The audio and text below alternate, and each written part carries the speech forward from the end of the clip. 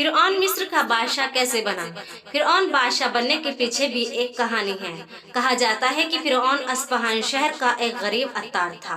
उसने कई लोगों से बहुत सारे कर्ज लिए थे और कर्ज ना चुकाना पड़े इसलिए अस्फहान से भागकर शाम चला गया।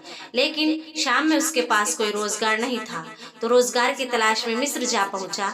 मिस्र में उसने देखा कि तरबूज बहुत ही कम दाम के हैं, तो उसके दिमाग में विचार आया इसे शहर में ले जाकर बेचा जाए तो नफे का सौदा होगा।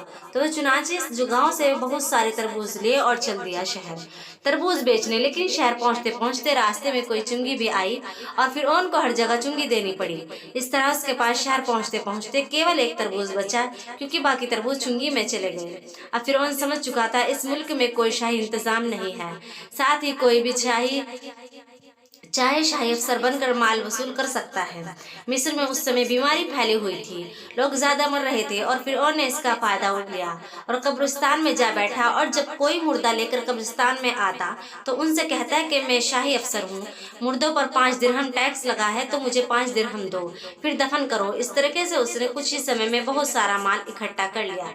लेकिन एक दिन इत्तेफाक से कोई बड़ा आदमी दफन करने के लिए लाया गया, तो फिर इस बड़े आदमी के वारिसों से भी पैसे की मांग की, लेकिन पैसे नहीं मिले, बल्कि फिर को गिरफ्तार करके बादशाह तक पहुंचा दिया गया और बादशाह को पूरा वाकया बता दिया गया। फिरौन की कहानी। तुम्हें कब्रिस्तान पर किसने मुकर्रर किया था? फिरौन ने जवाब में कहा, मुझे आप तक पहुंचना था इसलिए ये बहाना बनाया था। मैं आपको खबर करना चाहता था कि आपके मुल्क में बहुत ही खराब हालत है। मैंने 3 महीने के समय में जुल्म के साथ इतना सारा माल इकट्ठा कर लिया है, आपको खबर है दूसरे हुक्काम क्या कुछ करते होंगे। और ये कहकर आप अपना सारा माल बादशाह के आगे डाल दिया। फिरौन ने कहा, अगर आप इंतजाम मेरे हवाले कर दे तो मैं आपका मुल्क दुरुस्त कर दूंगा। बादशाह को ये बात उसकी बहुत ही पसंद आई। फिर बादशाह ने फिरौन को एक छोटा सा ओहदा दे दिया।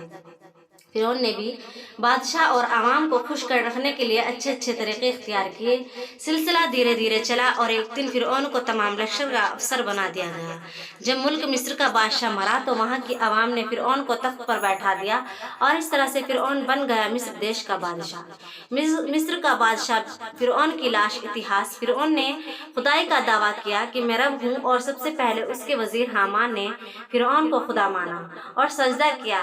फिरौन की लाश अभी भी इजिप्ट के म्यूजियम में रखी हुई है।